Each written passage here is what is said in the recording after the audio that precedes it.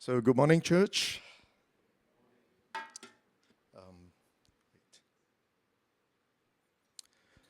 so, I'd like to start by sharing a true story with you. Okay, several years back, a young man came to me in a state of desperation, and he said he was in debt from a business failure, and he owed the bank 200,000. He wanted to borrow that amount from me to settle that amount. But when I looked at his anxious and agitated face, I knew something was not right. So after I pressed him gently, and then he finally told me the truth. He had borrowed from the loan shark. Loan shark. And then I asked him, I said, brother, how much did you borrow?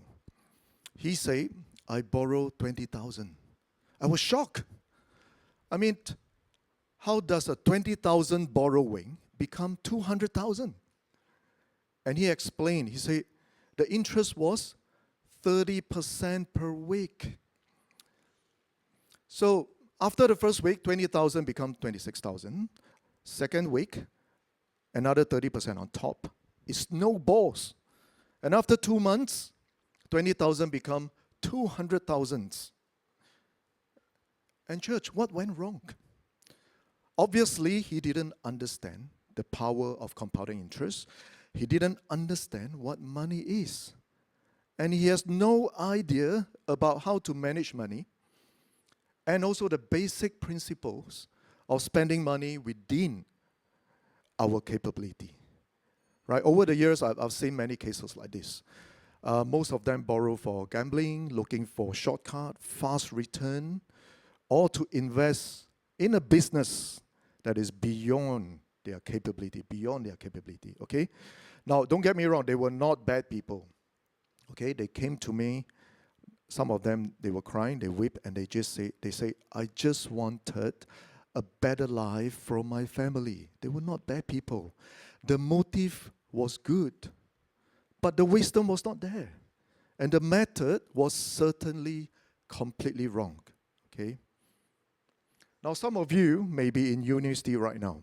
In uni, now on top of your PTPTN loan, you swipe your credit cards for your daily chuggy drinks or for buy now, pay later Shopee, right? What, Shopee Gao Gao or something, right?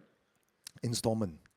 So that's to fund your lifestyle. Now, you may feel manageable right now, but I'm telling you, every ringgit that you borrow at a high interest is a debt that will greet you. They will say hello to you before you even draw your first salary from your first job. You know, one young graduate that I know, he got very good salary. I mean, he started with 3,500 ringgit per month. That's not bad. But he said, after he deducted his PTPTN, deducted car loan, and deducted credit card minimum, you know the catch, pay minimum. And he had only 300 ringgit left.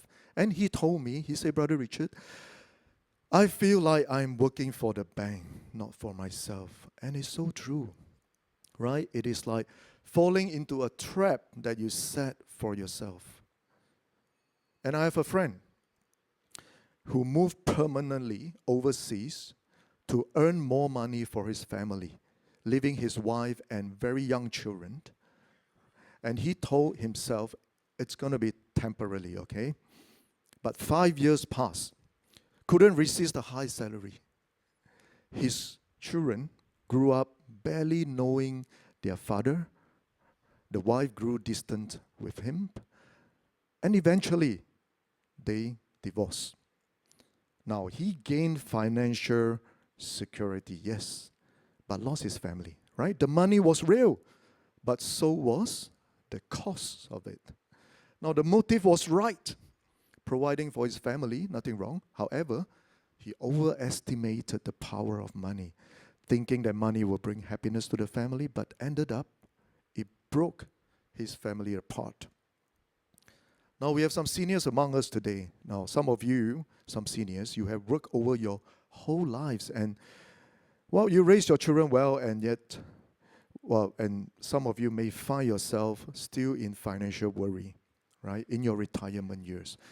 Perhaps because of escalating medical bills, but Perhaps because of a child of you or a grandchild of you borrow money from you to do business and couldn't repay, and you get yourself into these financial struggles.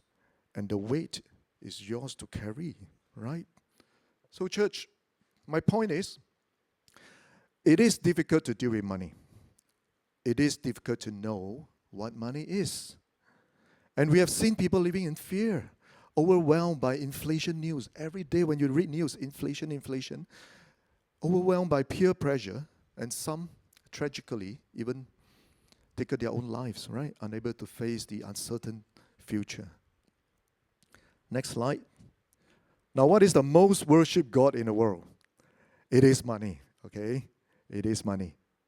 So, everybody is chasing money. Money is most people master. Now, don't laugh at people. If you recall the silent prayer that you yourself made, like, oh God, only if I have 5,000 ringgit more, that will be enough. Oh God, even only if I get a promotion, that will be enough. Oh God, only if my business double, I would have enough. But the truth is, it is never enough. What went wrong, church? Why never enough? You know what? Money has become your God and your master. And money is a terrible master because it always whisper next to the ears and say, more, you need more, right? The Bible is so direct. In Ecclesiastes it says, whoever loves money never has enough. So direct, right? Whoever loves wealth is never satisfied with their income. Next slide, please. You know, when I was young, fresh out of university, I was, as handsome as them, right? So I went to I wanted to make money just like everybody else, right? So I went to every bookshop and I read everything I could. I read books like How to Achieve Financial Freedom in 2 Years, Rich Dad, Poor Dad, Get Rich in Stock Investment, Property Investment by Leveraging, or How to Flip a Property to Become Millionaire, right? Yeah, there was a sections I never go, which is New Age. Okay, be careful on that. New Age talk about feng shui, talk about you have inner power. We know it's not true. Don't touch those. Okay. Now, I even saw one. They say meditate until you get rich. Well, don't go to the New Age movement. Okay. Now, so after reading so many books, I ended up very confused. Right? I could not discern which are the principles that were truly correct. But what I did not realize was that the Bible already has the answers. Church, here's the good news. And it's a very good news because you do not have to figure it out by yourself. Because our God who created you and me also created money. And He was never silent about it. Next slide. In fact, the Bible speaks about money more than the topic of faith and prayer combined.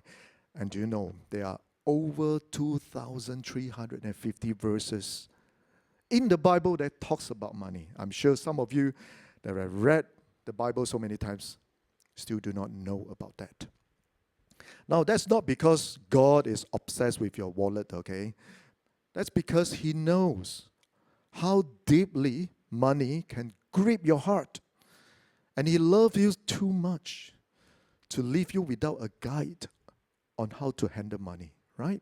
So brothers and sisters, the Bible is not just a spiritual book. It is the most practical financial manual that is ever written. So do not be discouraged by the mess that you may be in today. And do not be paralyzed by uncertainty of tomorrow, okay? It is important to understand what money actually is, so that money serves you and not the other way around. I repeat, so that money serves you and not the other way around, okay?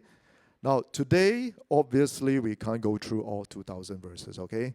So I'll just show you some verses to demonstrate the principle that the Bible teaches us, to raise awareness to you so that you can find and learn about money in the Bible. Next slide. Now let's look at some biblical perspective on money. First of all, money is not evil, but the love for money is, okay? Do not get me wrong. I'm not trying to tell you money is not good, okay? Now, money is not evil. The Bible is very clear about this. What the Bible says is that the greed for money, the love for money is the root of all evil, okay? We were brought up in a society that quietly instilled the belief that money is our savior. You know, in our heart, we think money gives us security. Well, with enough money, nothing bad can happen to me. Is that true? And we think we can get peace. Once I'm financially sorted out, I will be relaxed. Identity, right? How much I have, my net worth is my self-worth. Happiness, if I can just afford that house, if I can afford that car, if I can go for that holiday, I will be happy. Now, some of you are shaking your head, right? So, in your conscience, you know this is not right, but we act otherwise. But you may argue with me, you say, Brother Richard, I'm not worshipping money, I just need to survive, you know, everything is so expensive nowadays, right? Groceries are not cheap, rent is not cheap, everything is not cheap. You are absolutely right. In fact, Malaysians are more financially stressed than ever, right? I went to buy a nasi lemak at a roadside, and I was shocked. The nasi lemak cost me 15 ringgit. So I asked the pakcik, I say, Pakcik, mengapa nasi lemak tu mahal eh? You know what the seller, the pakcik say? Boss, sebab satu sotong sudah 8 ringgit, you know. So, you know, last time when we buy nasi lemak, right, they will ask us, Boss, nak tambah telur ke? Huh? You want to add egg? Nowadays, we will tell them, hey, pakcik, saya tambah telur. Boleh murah sikit ke? Can it be cheaper without the egg, right? So, you know, some people waited towards the end for their salary. Let's say the salary is dispersed at 12 a.m. You know what? By 12:05 a.m., they are poor again, because within that 5 minutes, they have to pay all the bills, right? So the salary is just touch and go. So, brothers and sisters, money is a tool for living, okay? Money serves you. It only becomes destructive when we place money on the throne of our hearts, becoming the God that we pursue. Okay, but good news, God has not left you without a blueprint, and this is what exactly we are looking at today. Next slide. So the second perspective is holiness is not poverty, okay? You don't need to look poor to be holy. Some people have the mistaken idea that being holy means being poor, as if God only, bless those who have financial struggle. But the scripture shows us a different picture. Isaac planted crops and reaped 100-fold because the Lord blessed him. In the book of Ecclesiastes, it says that when God gives wealth and the ability to enjoy, that is his gift. So holiness is not poverty, okay? Holiness is abundance. Abundance in God's grace, abundance in his joy, abundance in his provision. Next slide. God's ownership and stewardship.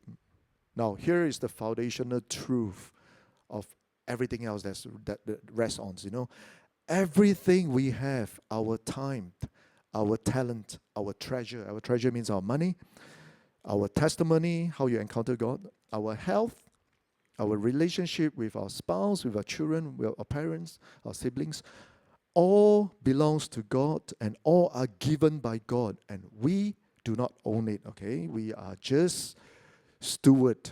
We are just managers.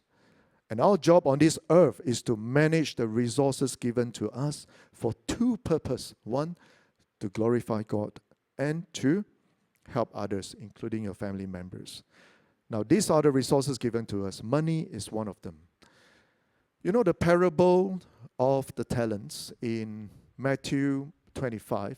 I'm sure many of you have read that before. Remember a master that is going away and entrusted the 3 servants with 1 talent, 2 talent, and 5 talents, right? So when the masters return, he asks, "What did you do with what I gave you?" And the ones that were faithful, the 2 talent and 5, even though for the 2 talent, the amount is small, both were celebrated. The master said, "Well done, my good servant. Come in and enjoy your master's banquet." So you will find that it's not about the amount, right? The reward is the same. It is about managing faithfully what God has entrusted to you. And the next thing is don't compare and don't ask why he get 5,000, why I get 2,000. Okay? Don't compare. You know why? Because God entrusted resources to you according to your ability. I've seen so many examples. Let's say if you can't handle 10,000 ringgit, right? If 100,000 given to you, you will go crazy. You'll go out of your mind. You know, I'm always against of trying to get money. Now, I use the word get. I didn't use the word earn money, right? I always against getting money from gambling, from Toto, okay, from lottery, from get-rich scheme, because first, you did not earn it. Second, do you realize that many people who strike lottery ended up bankruptcy? Right? How would someone that strike a 10 million lottery ended up bankrupt? Well, because it is not according to their ability. So when they can't even handle 100,000, 10 million arrive, they go crazy. They thought their future is secure. They thought their happiness is secure. So they started squander, eventually ruined their relationship and their family. For working parents, your income may feel very small right now. But stewardship is not about having a lot. It is about managing it faithfully, what God has given to you. Now, a family that is able to give 10%, save 10%, and lives within the balance, live within the rest, however modest, in God's eye, is richer than those that make 10 times than you, but use up all for themselves. Get the point? Next. Now let us move on to some very practical guidance from the Bible. The Bible is not silent about money. Okay, it overflows with practical wisdom. God does not just hand out money to you. He gives you the ability to create through discipline, effort, and obedience. The answers we have been looking for are all already written in the books of Bible, like Proverbs, Genesis, and even from the words of Jesus himself. Now let's move to the first one. Next, the Bible is so direct. The Bible tells you, sharpen your skills. Be excellent at what you do. It's so direct, right? Proverbs say, do you see someone's skill in their work? They will serve before kings. You know, in the story of Israel, before God gave Israel wealth, he gave a person called Bezalel skills. That's recorded in Exodus 31. The Holy Spirit filled this person not with prophecy or speaking in tongues, but filled this person with craftsmanship skills. Skill is important, brothers and sisters. You need to work on your skills and ask God, pray God to give you skills. Now, for the young ones, you are at your prime years for building up your skills, whether it is coding, design, video editing, writing, cooking, tailoring, public speaking. Pick one skill that the market will pay for and go deep into it. I've seen a 22 years old earning 8,000 per month as a freelancer, right? Because he mastered one skill and marketed on it. No capital needed, just competencies and consistencies. Now, for parents or working adults, do not just work harder work smarter. Ask yourself, is your skill level keeping in pace with your industry? You know, companies lay off people who are easily replaceable, right? So upskill yourself. Increase your skill. Invest in yourself. Upgrade your skills, even though the time given is short. Even 1 hour a week of deliberate skill building, it will compound over 10 years into something remarkable. Second, the second point, the Bible is direct and say, work hard, okay? Get up and work like an ant. The proverb says, go to that end. You sluggard, lazy, sluggard, lazy. Consider its ways and be wise. And the ant has no commander, no overseer, no ruler. Yet it stores its provision in summer and gather its food at harvest. Look, brothers and sisters, the ant does not wait for a boss. The ant does not wait for motivation. I need someone to encourage me. It does not wait for a prophetic word from God or a perfect conditions. You know, sometimes we find so many excuses and preconditions for ourselves. Let's say, oh, I want to study. I want to do my studies. But I need to buy a comfortable chair before I can start, right? So do not find precondition or excuses, right? Let's set for ourselves. Start working. Don't be lazy. You got to work. Here is what many Christians get wrong. They spiritualize laziness. They say, I'm waiting for God. But you know what? God is actually waiting for them to start work. There is a story in 2 Kings chapter 4 about a widow. She is drowning in debt. Her husband is dead, and the creditor is taking her 2 children as slaves. She cried out to God, help me, God. And then when God moved, he required her to move first, okay? So through Elisha said, okay, go and gather jars, empty vessels from your neighbors. So she went around gathering all empty jars and then say, pour. As she poured, oil poured out from the jars and filled up all the jars. So she was able to sell the oil and pay off her debt. So look, she had to start first. So you got to work. Again, young people, your generation told you that you deserve to rest, you need work and life balance and self-care before you work hard. You even work hard, right? Now, some of that advice is healthy, but do not use all this self-care as an excuse to avoid hard work. The early years are your greatest opportunity and assets. Work harder now when you have energy, when you have fewer responsibilities, and most important of all, when you have the most time to recover from the mistakes that you make.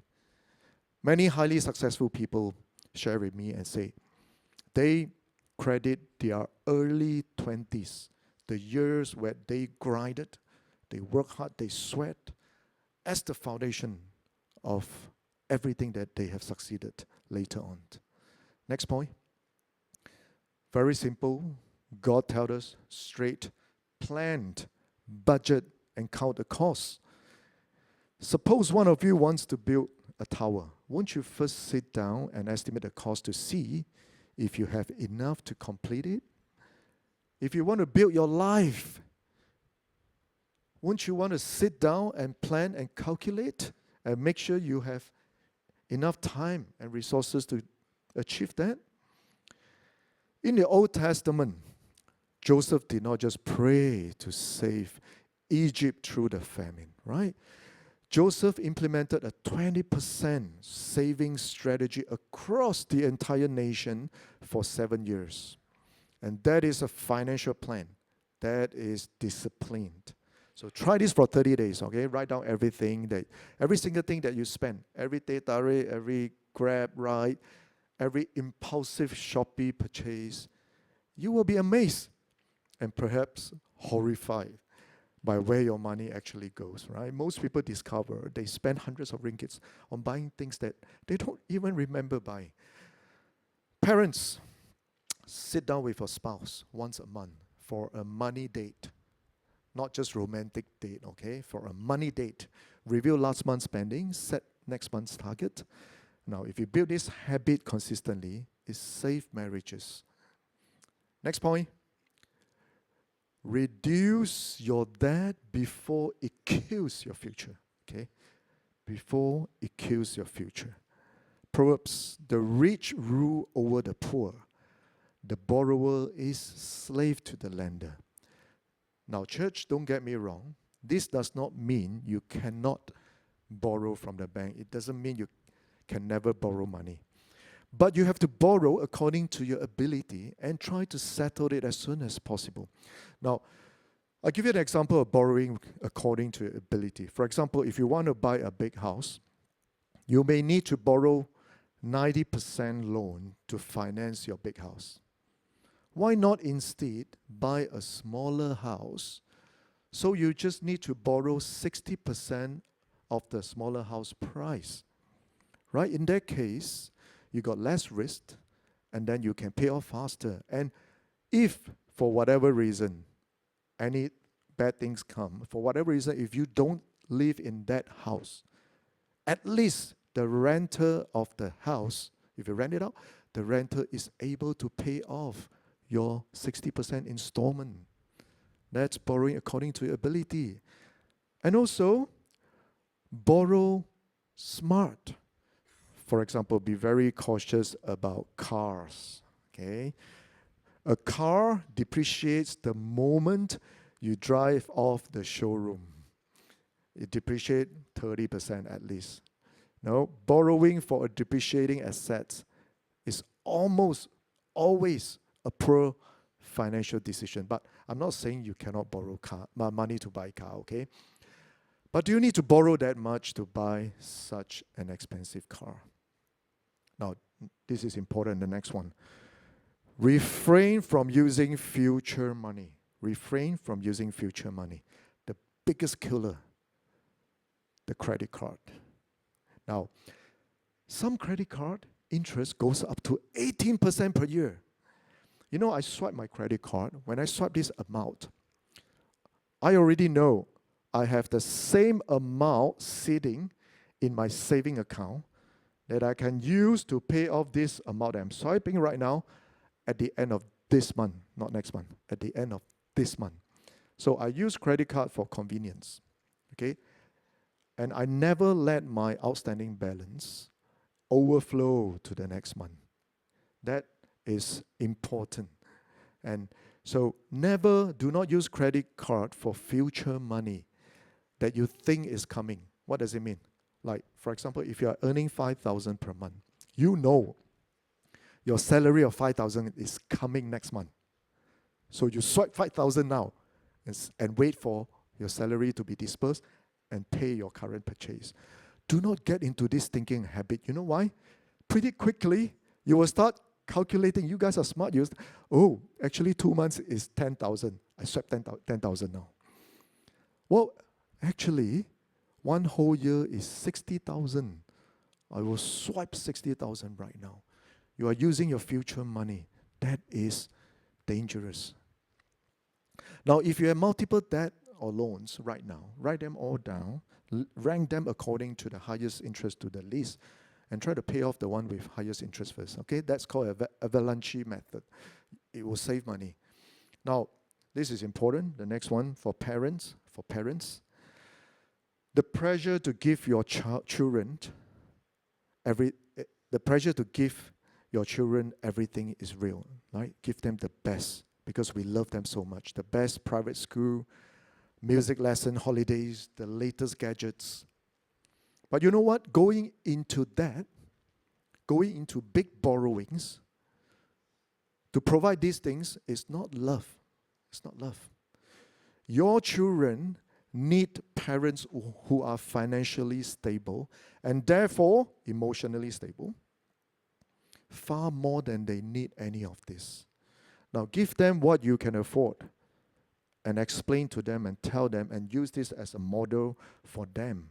Model a life for them, a life that is free from financial anxiety. Next. Save little by little, let it grow. Proverbs, dishonest money dwindles away, but whoever gathers money little by little makes it grows.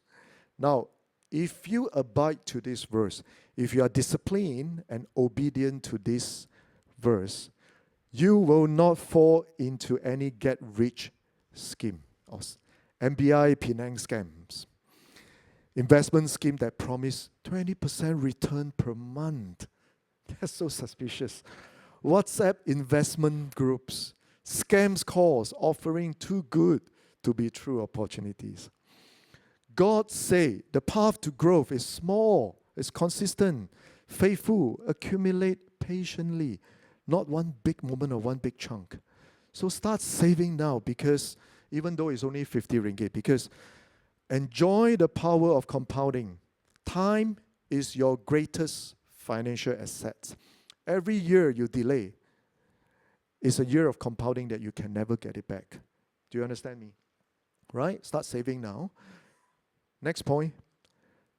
Diversify your income and investment. Amazing. God even tell you to diversify your investment. Invest in 7 ventures. Yes, 8.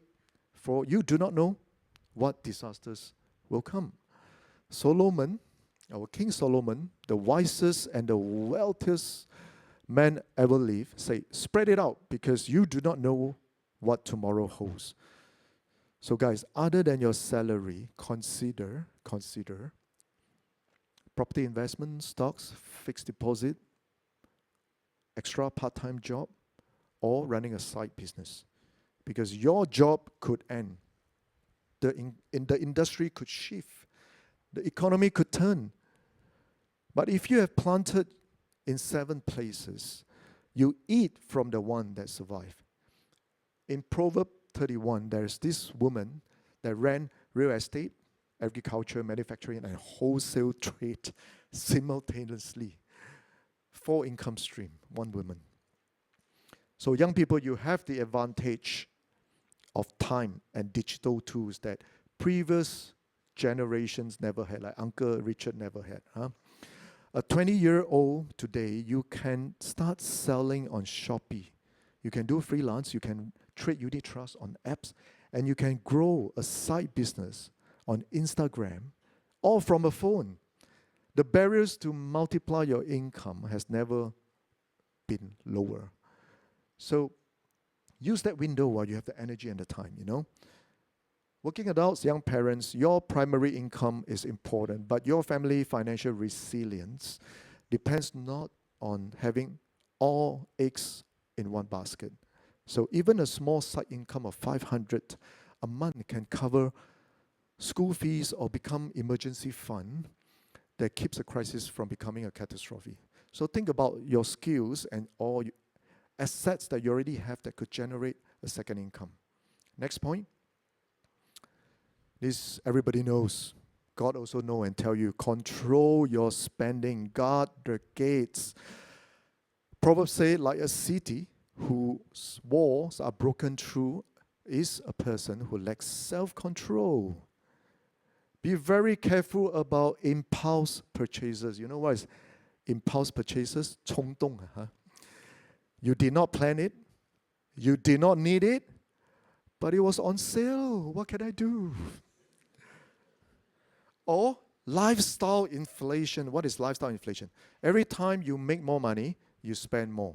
Every time you make more money, you upgrade your living standard. The upgrade just never ends. Now, also be careful about emotional spending. What is emotional spending? I'm so stressed. I'm so stressed right now. I need to go to the mall. And you know that's where all the traps are set, right? Oh, I'm so sad. I need to order a big meal. I need a steak. I need to eat a steak or a lobster, you know. Oh, I'm so bored. I'm so bored. I need to browse Shopee and then kena, right? Or peer pressure. The moment your friend started using an iPhone 17, for whatever reason, your phone cannot work for whatever reason. So everyone knows the algorithm that is built in those apps knows your weakness. TikTok, Shopee, GrabFood is designed to get you to spend without thinking. All right? So if you cannot resist the temptation, please unsubscribe from promotional emails. All right? Delete your Shopee apps from your home screen. Okay, I say home screen. I didn't say delete from your phone. Don't let it appear on your page one. You know. So now learn to put a 24 hours rules. 24 hours rules, like a cooling period.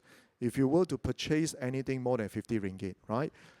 Let it go through a 24 hours cooling period. If after 24 hours you still want to buy it, then you buy it. Okay, you will find that 80% of impulse desires disappeared overnight. For our dear seniors, be very cautious about financial scams that is targeting retirees. Because like suspicious investment pitches, phone calls asking you to transfer money urgently, too good to be true schemes. Unfortunately, seniors are disproportionately targeted. A simple rule: never make a financial decisions under pressure. Always consult a trusted family member. Next, walk with the wise. Choose your circle carefully. Walk with the wise and become wise, for a companion of fools suffers harm. If everyone around you is broke and bitter, you will absorb broke and bitter thinking. Not because they are bad people, but because the environment shapes behavior. Environment shapes behavior. Now look around you, look at your closest friends. Are they talking about building positive things, learning, saving, growing, or are they talking about how to spend their weekend, complaining about other people, gossiping, the fashions? Now, I'm not asking you to drop your friends. You just need to add wiser friends, add more wiser friends or voices into your life. Find someone that is 10 years or 15 years ahead of you who have achieved what you want to go after. You can give some really, really good advice.